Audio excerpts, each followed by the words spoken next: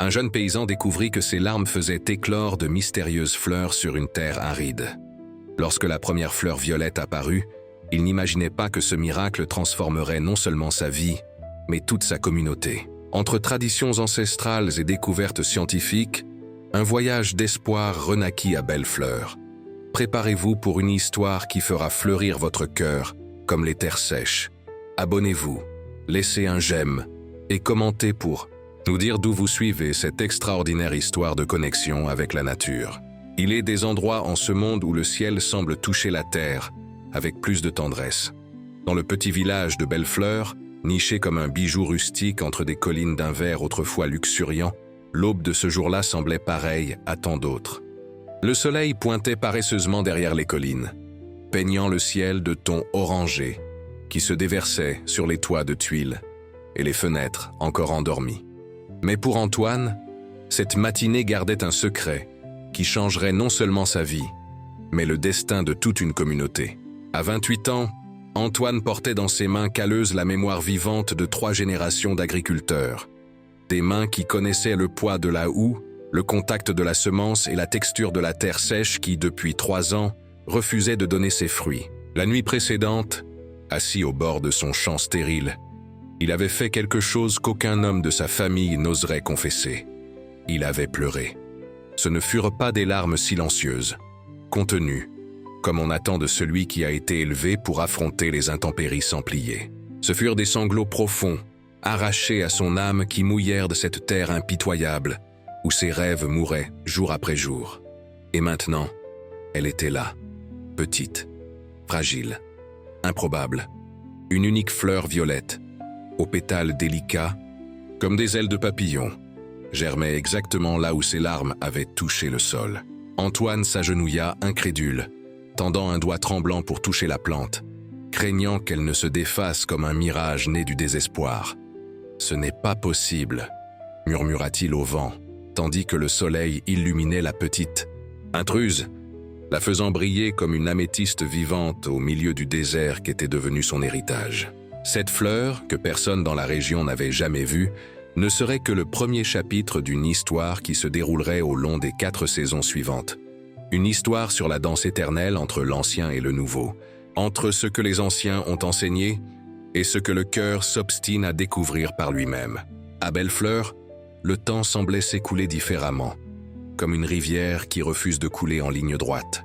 Les heures s'étiraient pendant la sécheresse, quand le soleil châtiait impitoyablement les champs desséchés, mais accélérait, à la saison des pluies, désormais si rares qu'elles étaient devenues presque légendaires. Les plus âgés racontaient des histoires de temps d'abondance, quand les greniers débordaient et que personne n'avait besoin de rationner l'eau. Des histoires qui sonnaient comme des contes de fées pour les plus jeunes, qui ne connaissaient que la dureté d'une terre qui semblait avoir oublié comment être généreuse. Antoine avait grandi en entendant son grand-père, le père Jacques, répéter comme un mantra « Plante à la lune descendante, récolte à la montante, ne laboure jamais contre le vent, respecte les signes du ciel ». Des règles transmises, de père en fils, sacrées comme les versets d'une Bible écrite par l'expérience. Mais quelque chose en lui, une inquiétude qu'il ne comprenait même pas lui-même, le poussait toujours à questionner silencieusement. Et s'il y avait un autre chemin? Ce conflit intérieur l'accompagnait depuis l'adolescence, comme une épine dans le pied qu'on ne peut retirer. D'un côté, le respect profond pour les traditions qui avaient soutenu sa famille pendant des générations. De l'autre, une curiosité insatiable pour les nouvelles méthodes dont il entendait parler lorsque des commerçants passaient par le village. Cette dualité le définissait autant que ses autres traits marquants. La détermination qui frisait l'entêtement, la générosité qui le poussait à partager le peu qu'il avait, et une connexion presque mystique avec la terre qu'il cultivait, comme s'il pouvait entendre sa plainte, sentir sa soif, comprendre son langage silencieux. Durant cette première semaine après la découverte de la fleur mystérieuse, Antoine passa son temps à l'observer obsessionnellement.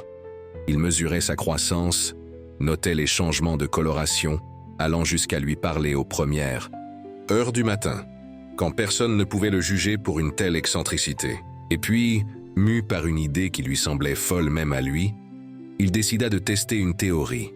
Si ses larmes avaient fait germer cette fleur, pourrait-elle faire de même ailleurs? Ainsi, par une nuit sans lune, quand l'obscurité offrait un manteau d'intimité, Antoine parcourut différents points de sa terre infertile. En chaque lieu, il se permit de revivre des moments de tristesse profonde. La mort prématurée de ses parents, les récoltes perdues, les rêves ajournés. Et larmes vinrent, sincères et abondantes, arrosant le sol improductif. Qui l'eût vu aurait pensé qu'il accomplissait quelque rituel païen, dansant avec ses propres démons sous le ciel étoilé. Mais il n'y avait pas de public pour son acte désespéré, seulement le silence complice de la nuit et le témoignage lointain des étoiles. Le lendemain matin, ce qu'Antoine trouva défiait toute explication rationnelle. À chaque endroit où ses larmes étaient tombées, de petits boutons violets pointaient timidement, comme si une main invisible les avait plantés durant la nuit. Ce n'était pas juste une coïncidence, ça ne pouvait pas l'être. C'était quelque chose qui transcendait les principes agricoles qu'il connaissait, quelque chose qui faisait battre son cœur d'un mélange confus de peur et d'espoir. La nouvelle se répandit rapidement dans la petite communauté, comme seules les nouvelles peuvent le faire dans ces endroits où le temps s'écoule plus lentement et où les nouveautés sont rares. Bientôt, des groupes de curieux commencèrent à se rassembler au bord de sa propriété, observant à distance ce phénomène que beaucoup appelaient déjà un miracle. Parmi eux se trouvait Mère Célestine, la guérisseuse la plus respectée de la région, qui observait tout avec les yeux plissés et un sourire énigmatique sur son visage ridé par le temps. Le garçon a enfin trouvé son don, chuchotait-elle à qui voulait l'entendre, hochant la tête en signe d'approbation. La terre parle toujours à ceux qui savent écouter. Mais tous ne partageaient pas son enthousiasme. Le père Romain, le guérisseur du village, homme d'âge avancé et aux opinions encore plus figées que son apparence, rejeta initialement le phénomène comme des sottises de jeune homme. Cependant, sa position changea radicalement, lorsqu'en examinant une des fleurs durant la 2e semaine, il y reconnut des propriétés médicinales qu'aucune plante locale ne possédait. Les mains tremblantes à cause de l'âge, mais encore précise dans la connaissance des herbes, le père Romain frotta un pétale entre ses doigts, le porta à son nez, puis à ses lèvres, dans un test que seuls les vrais connaisseurs des arts de la guérison oseraient ne faire. Ses yeux, auparavant sceptiques, s'écarquillèrent avec un mélange de surprise et de révérence. Ceci est extraordinaire, murmura-t-il, plus pour lui-même que pour Antoine, qui observait avec appréhension. Cette plante contient quelque chose que je n'ai pas vu depuis des décennies, quelque chose que je pensais perdu à jamais. C'est ainsi que, contre toute attente, naquit un partenariat improbable entre le jeune homme inquiet et le guérisseur traditionnaliste. Unis par le désir commun de comprendre ce mystère, Antoine, par son aspiration à l'innovation, le père Romain par la crainte que les savoirs ancestraux ne se perdent avec sa génération, ils commencèrent à étudier systématiquement les propriétés des fleurs violettes. Le premier mois apporta des découvertes qui dépassaient les attentes les plus optimistes. Tandis que les plantations conventionnelles de la région continuaient de dépérir sous le châtiment implacable de la sécheresse, le champ d'Antoine se transformait progressivement en un tapis ondoyant de fleurs violettes. Le contraste était si frappant qu'il pouvait être vu de loin. Une île de vie et de couleurs au milieu d'un océan de terre grise et de végétation moribonde. Ce spectacle insolite ne passa pas inaperçu aux yeux attentifs d'Hélène, fille du maire et récemment revenue de la capitale, où elle avait obtenu son diplôme d'agronomie. Femme à l'intelligence vive et au pragmatisme scientifique, Hélène ne croyait ni aux miracles, ni aux interventions surnaturelles. Pour elle, tout phénomène naturel avait une explication logique. Il suffisait de chercher avec les bons outils. « Vous permettez que je collecte quelques échantillons ?» demanda-t-elle à Antoine par une matinée particulièrement chaude, le soleil se reflétant sur les lunettes qui lui donnaient un air de sérieux contrastant avec sa jeunesse. Antoine hésita. Il avait déjà refusé des demandes similaires de commerçants qui ne visaient clairement que le profit.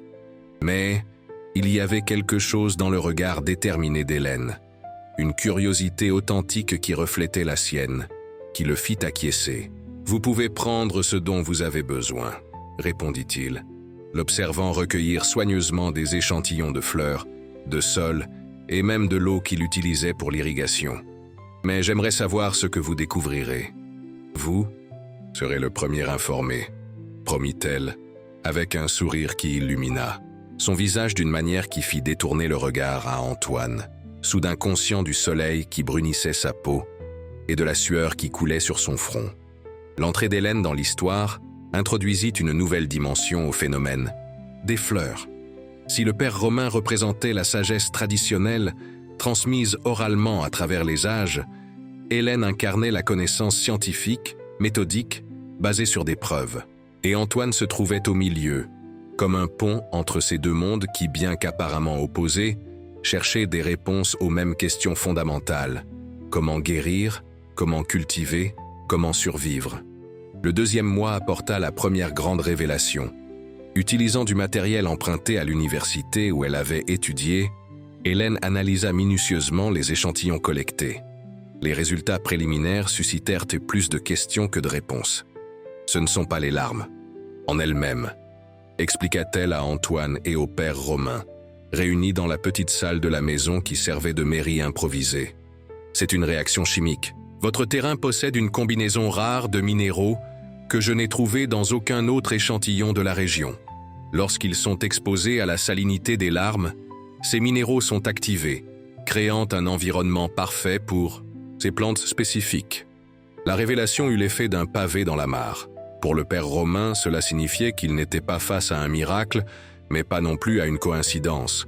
Pour Hélène, c'était la confirmation qu'il y avait là un potentiel scientifique à explorer. Et pour Antoine, pour lui, c'était un dilemme moral. Pendant des semaines, le village avait bruissé de rumeurs sur le miracle des larmes, comme beaucoup appelaient déjà le phénomène. Certains allaient jusqu'à attribuer à Antoine une sorte de don divin.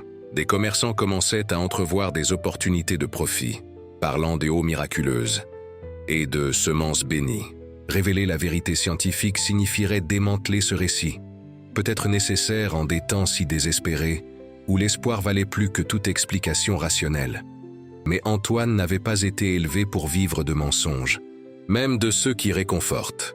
L'honnêteté était une valeur aussi enracinée en lui que l'amour de la terre. Et ainsi, durant la fête des récoltes le 3e mois, traditionnellement une célébration où les agriculteurs offraient les premiers fruits à la terre en remerciement, même si cette année-là il y avait peu à remercier, il prit une décision qui changerait le cours des événements. Devant toute la communauté réunie sur la place du village, sous le regard attentif des anciens et la surveillance méfiante des commerçants qui planifiaient déjà d'exploiter le miracle, Antoine révéla la vérité découverte par Hélène. Il parla des minéraux, de la réaction chimique, de la possibilité de répliquer le processus de manière scientifique. Il parla avec la simplicité de celui qui ne maîtrise pas les termes techniques, mais avec la conviction de celui qui connaît la valeur de la vérité. « Je n'ai pas de pouvoir. Je ne suis pas spécial », conclut-il, affrontant le lourd silence qui s'était installé. « Ce qu'il y a de spécial est dans la terre, ça l'a toujours été. Nous devons juste apprendre à l'écouter d'une nouvelle manière. » Les réactions furent aussi diverses que les personnalités qui composaient cette petite communauté. Il y eut de la déception dans les yeux de ceux qui préféraient croire au surnaturel. Il y eut du soulagement sur le visage des sceptiques. Et il y eut, principalement, une fureur mal dissimulée parmi les commerçants qui voyaient leurs plans de profit s'effondrer comme des châteaux de cartes. Sébastien Moreau, le plus influent marchand de semences et d'engrais de la région, ne prit pas la peine de cacher son indignation. Grand et corpulent, avec une moustache toujours bien taillée qui contrastait avec son tempérament désordonné, il se dressa parmi la foule comme un orage sur le point d'éclater. « C'est ça que tu veux? Transformer notre village en laboratoire? Remplacer notre foi par des éprouvettes ?» vociféra-t-il, pointant un doigt accusateur vers Antoine. « Ces fleurs sont une bénédiction, un don que ce garçon veut réduire à des chiffres et des formules. » Ces paroles trouvèrent un écho chez certains des présents, notamment parmi les plus âgés, pour qui la science sonnait encore comme une menace pour les traditions. Ce qui suivit fut un débat houleux, les voix se superposant dans une cacophonie d'opinions divergentes qui se prolongea tard dans la nuit, divisant encore plus une communauté déjà fragilisée par la pénurie. Antoine rentra chez lui cette nuit-là avec le poids de sa décision sur les épaules. Il avait fait ce qu'il fallait, il n'en doutait pas. Mais ce qui est juste n'est pas toujours le plus facile, ni le mieux compris. Il s'allongea sur son lit simple, se sentant plus seul que jamais, tandis que le vent murmurait des secrets inintelligibles à travers les fentes de la fenêtre. Le 4e mois apporterait un nouveau coup, celui-ci encore plus dévastateur. Par une matinée particulièrement étouffante, quand le ciel semblait être un couvercle de casserole sur un monde en ébullition, Antoine se réveilla pour trouver ses précieuses fleurs inexplicablement fanées. Une par une, celles qui avaient résisté bravement à la sécheresse cédaient maintenant à quelques mâles invisibles, courbant leur corolle comme en révérence à la défaite. Désespéré, il tenta toutes les mesures qu'il connaissait. Il changea le rythme d'irrigation, les protégea du soleil avec des auvents improvisés, tenta même à nouveau le recours aux larmes, celles-ci désormais authentiques, nées non d'une stratégie, mais d'un désespoir réel. Rien ne fonctionna. Jour après jour, il assista impuissant à la mort lente de son extraordinaire plantation. Ce fut Hélène qui, après avoir analysé des échantillons de l'eau et du sol, découvrit la terrible vérité. Le puits communal, source primaire d'eau, pour tout le village, avait été contaminé par un agent chimique spécifique, clairement introduit de manière intentionnelle. Un agent qui, par ses caractéristiques, avait un seul but, détruire ce type spécifique de plante. « Sabotage », déclara-t-elle, la voix tremblante d'indignation, en montrant les résultats des analyses à Antoine et au père Romain, réunis dans le petit atelier que le guérisseur tenait au fond de sa maison. « Quelqu'un a délibérément voulu en finir avec tes fleurs. » Il n'était pas difficile d'imaginer qui aurait intérêt à un tel acte.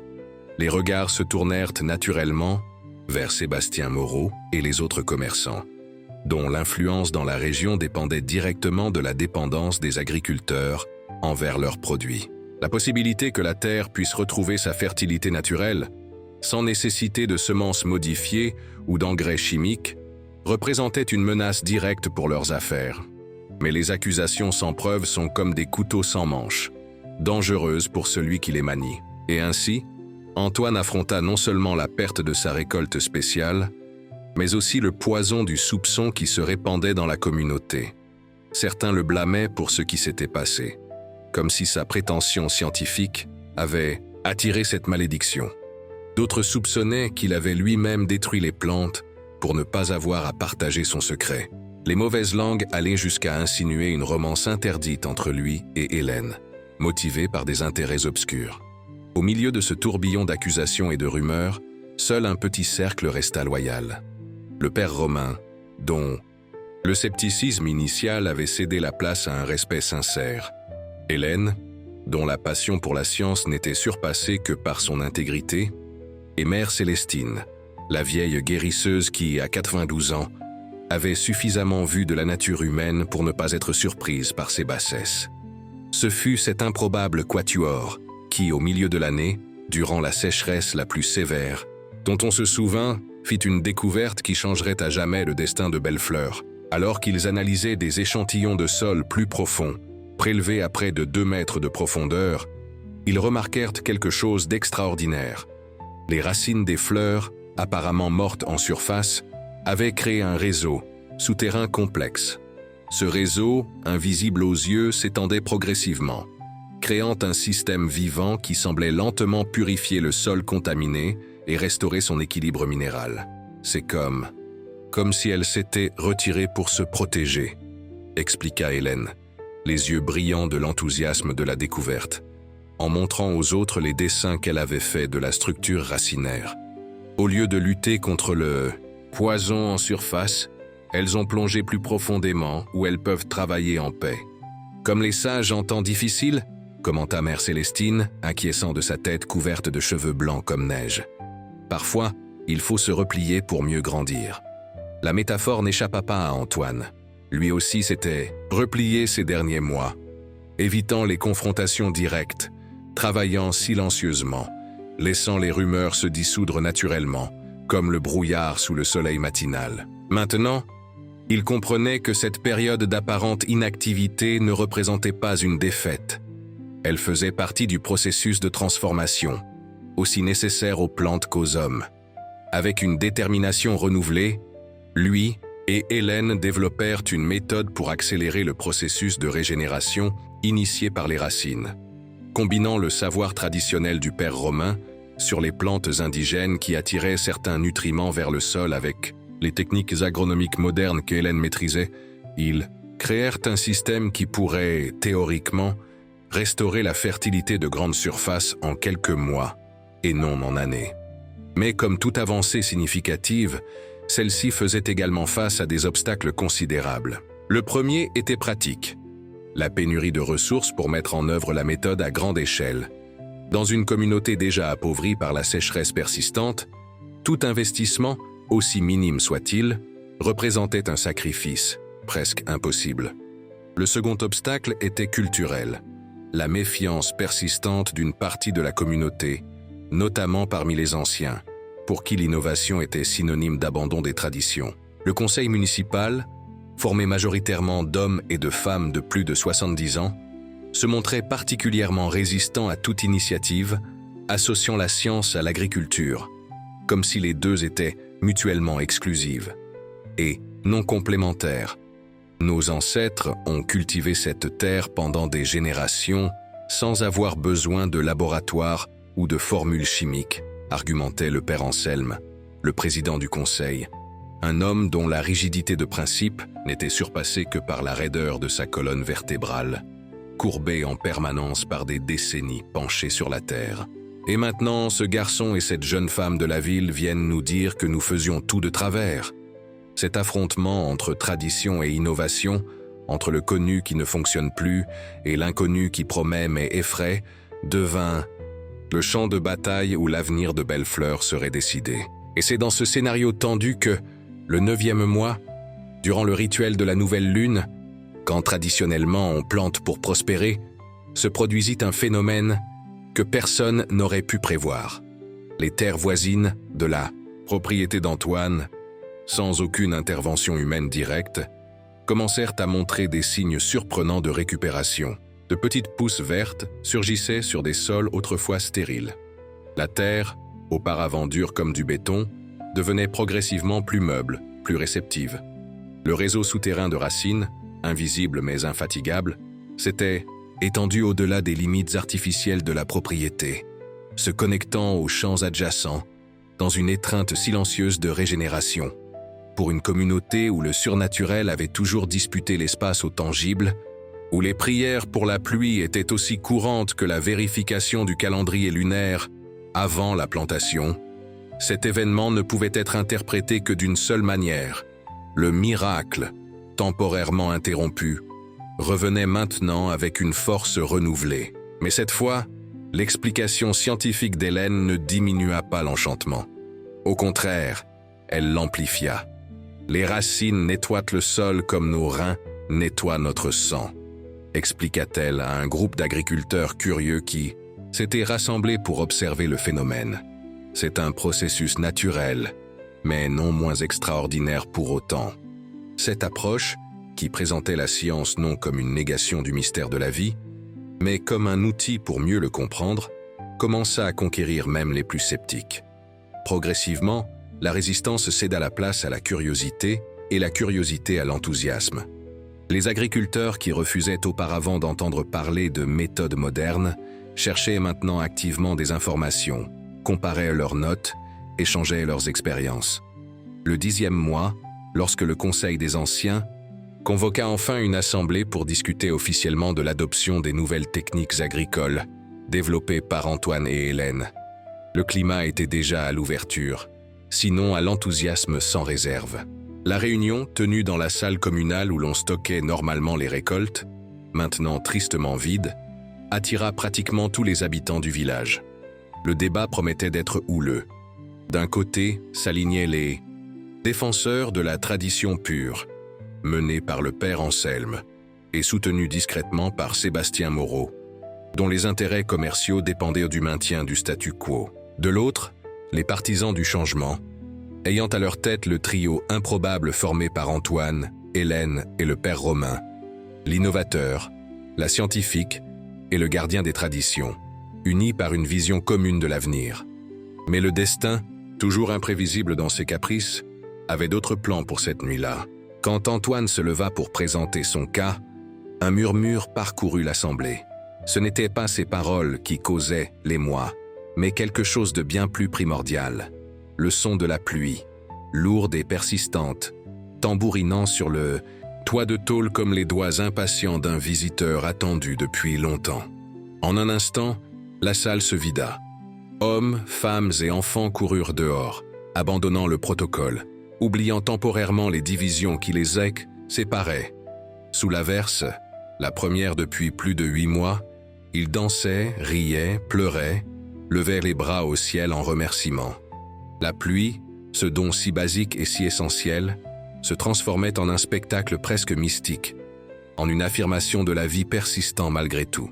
Antoine resta sous l'auvent de la salle, observant cette scène les larmes aux yeux, non de tristesse ou de désespoir, comme tant de fois auparavant, mais d'une joie profonde, viscérale. Il sentit une présence à ses côtés et n'eut pas besoin de se retourner pour savoir que c'était Hélène.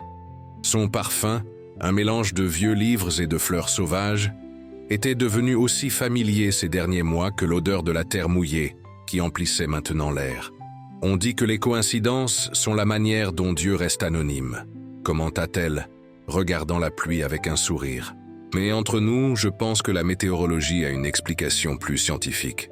Antoine rit, un son rauque et authentique qui n'était pas sorti de sa gorge depuis si longtemps qu'il avait presque oublié combien c'était libérateur.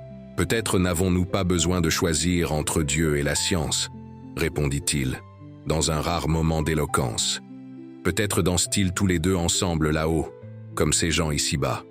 La tempête inattendue, que les météorologues attribueraient plus tard à une rare confluence de courants atmosphériques, ne dura qu'une nuit, mais ses effets s'étendirent bien au-delà des flaques qu'elle laissa sur son passage. L'eau de pluie, transportant des minéraux des collines, potentialisa encore davantage l'effet régénérateur des racines souterraines.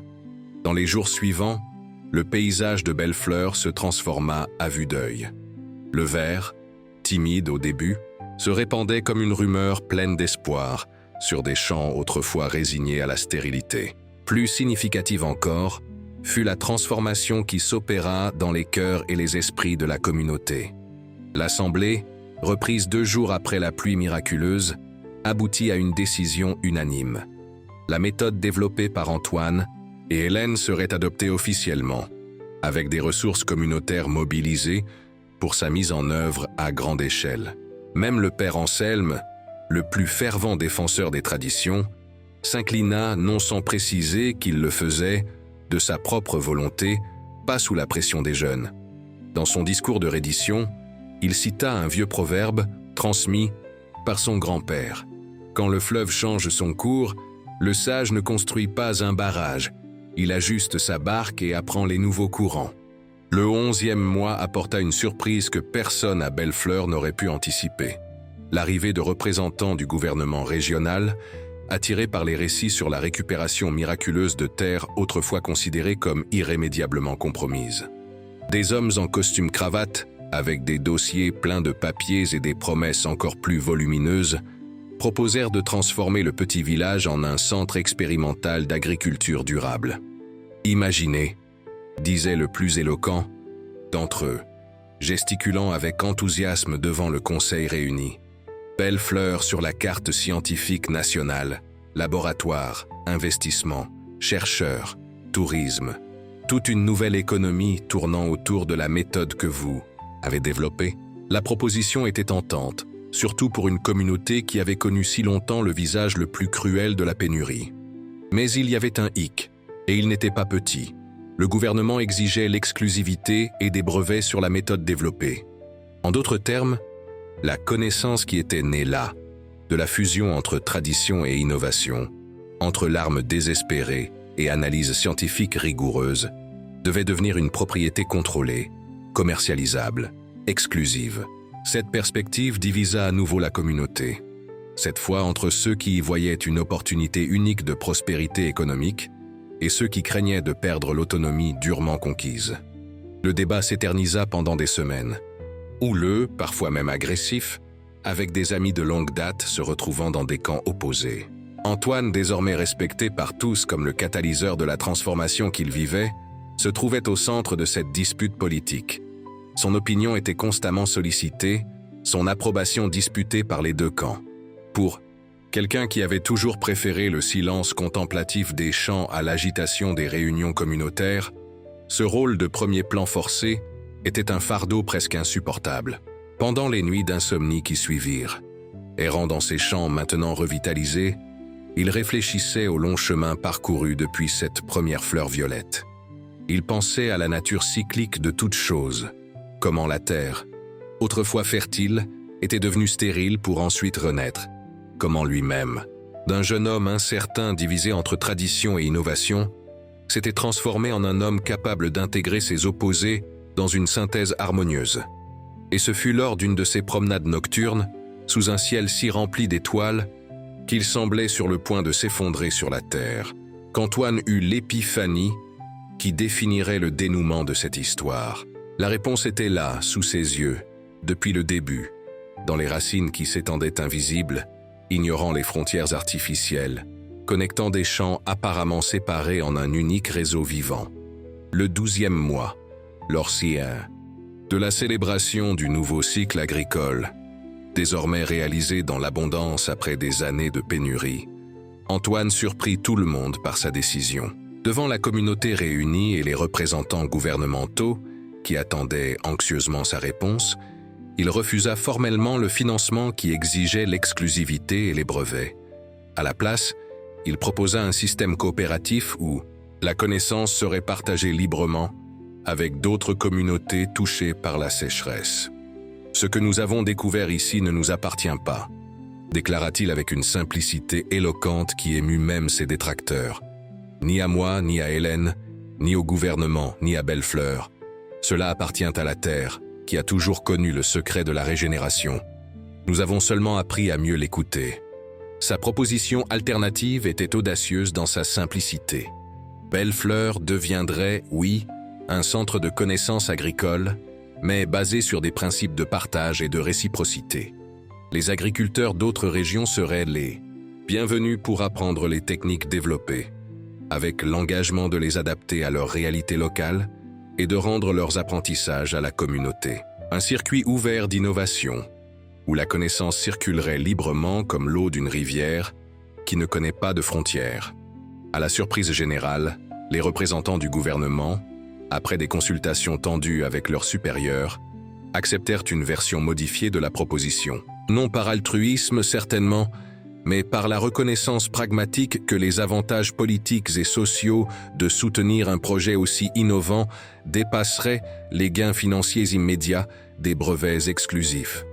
Et ainsi, une année complète, après l'apparition de cette première et improbable fleur violette, le paysage de Bellefleur présentait une transformation que peu auraient cru possible. Les champs, autrefois déserts de poussière et de désespoir, affichaient maintenant un vert vigoureux qui s'étendait à perte de vue. Le système d'irrigation traditionnel, basé sur la connaissance ancestrale des cycles lunaires et du comportement des vents, avait été ingénieusement adapté avec des technologies durables développées par Hélène et ses collègues scientifiques. Plus important encore, la communauté avait trouvé un nouvel équilibre entre la sagesse des anciens et les découvertes des jeunes. Dans les écoles improvisées qui commençaient à surgir dans les hangars autrefois vides, les enfants apprenaient autant sur les méthodes scientifiques que sur les connaissances transmises oralement depuis des générations. Lors des réunions communautaires, les voix tremblantes des anciens se mêlaient aux propositions innovantes des plus jeunes, dans une polyphonie qui, si elle n'était pas toujours harmonieuse, était certainement plus riche et complexe que le monologue du passé. Quant à Antoine et Hélène, leur partenariat professionnel avait évolué naturellement vers une connexion plus profonde, construite sur le respect mutuel et l'amour partagé pour la terre. Ensemble, ils continuaient à explorer de nouvelles méthodes, à tester des hypothèses, à rêver de possibilités encore non imaginées. Comme les racines souterraines qui avaient sauvé Bellefleur, leur lien grandissait invisible aux yeux, mais solide et nourrissant. Et les larmes d'Antoine, celle qui un jour était tombée par désespoir sur une terre impitoyable. Elle était maintenant rappelée non comme un signe de faiblesse, mais comme le symbole de la vulnérabilité nécessaire à toute renaissance. Ce ne fut pas la magie qui fit fleurir la terre, ce fut l'abandon sincère d'un homme qui, en s'autorisant à ressentir pleinement sa douleur, ouvrit la voie à une transformation qui allait bien au-delà de son propre champ. Parce que tout grand changement commence ainsi, avec une graine d'espoir semée dans le sol fertile de la persévérance, arrosée par les larmes de ceux qui refusent d'abandonner, même lorsque tout semble perdu. Et vous, qui avez suivi ce voyage, reconnaîtrez peut-être dans votre propre vie les champs qui semblent stériles, attendant juste le bon moment et les bonnes larmes pour révéler leur potentiel caché de floraison et de renouveau.